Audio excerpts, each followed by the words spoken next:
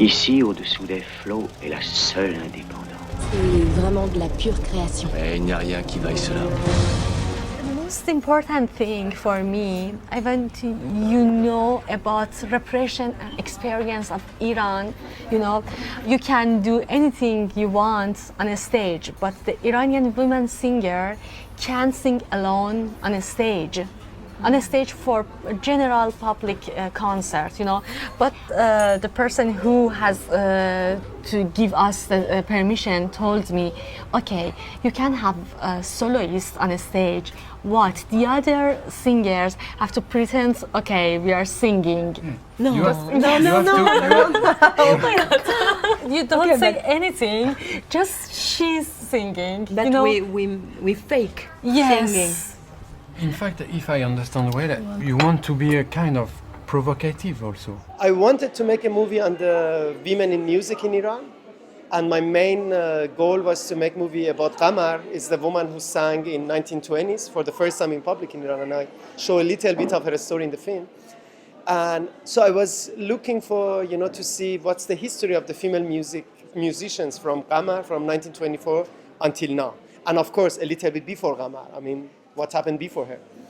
And then Sarah, my sister, was working on her first compositions that she wrote for the female voice. And she was challenging to find a way to present her work in Iran. So of course she had this, possibility to present them outside, but she said, no, I have to do them in Iran.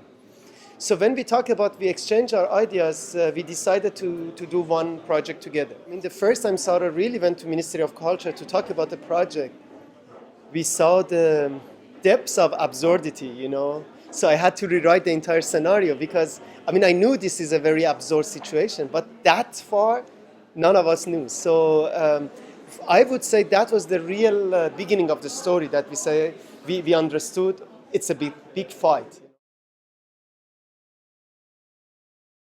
I was ready for, I would tell you, from plan B to Z, So I had really different ideas.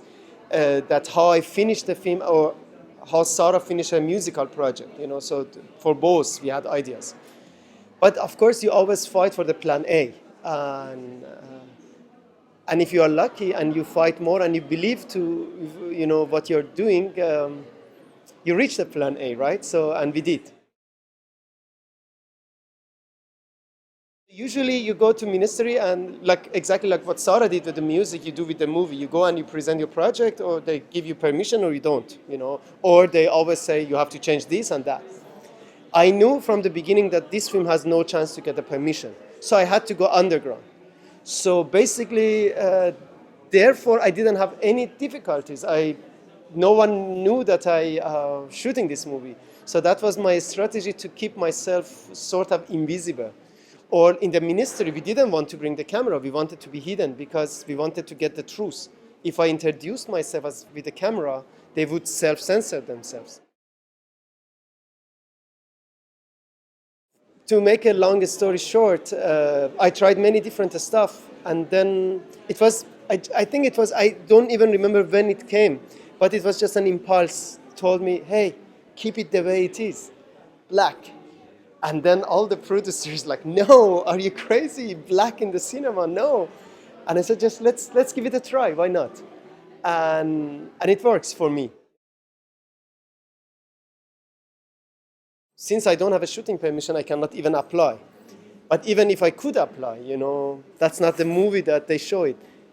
And I knew it from the beginning, so I don't regret it. I wanted to break the law with this movie, women singing, how they appear, how they talk, the ministries, everything. They are all breaking the laws. So when you break the law of a country, you don't expect that country show your movie or they like the film. No, I really think the government will hate the film if they watch it, and that makes me happy. In Europe, the art house cinema and documentaries, we are alive with all these funds that we receive from different governments. And I sometimes ask myself, is it really independent, But when I come with this idea of this movie, and then the Germany and France support the film, means that there is a chance of being independent and still received all these funds. But it's difficult. and you have to wait a lot, you have to apply a lot, which are not really creative process. But, so we are not living in an ideal situation. I'm very happy that there are these funds that you can go, and the people who are there to decide supporting the projects like this. So I'm very happy and I'm very thankful. But on the other side, I understand your question. To be absolutely creative, you need also absolutely independence, which means also to be independent from the capital, from the money, from the financial stuff. So how we get that, that's a creation, that's a contradiction. It's a Japanese expression, I think, that you have to walk under the rain and don't get, wet. I think that's the job of the creators nowadays.